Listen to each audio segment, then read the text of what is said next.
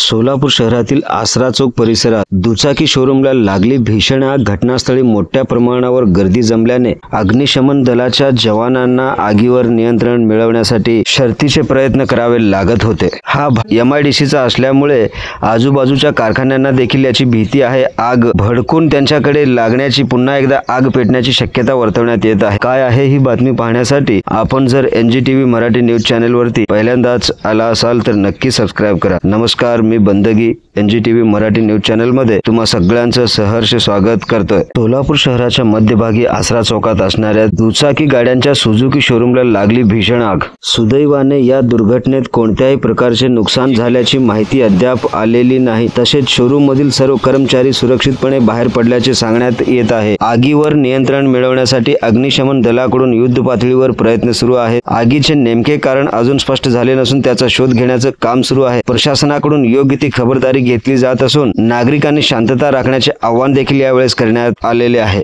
या बातमीवरती आपली काय प्रतिक्रिया आहे ते आम्हाला कमेंटद्वारे नक्की कळवा. तसेच NGTV मराठी न्यूज चॅनलला सबस्क्राईब करायला विसरू नका.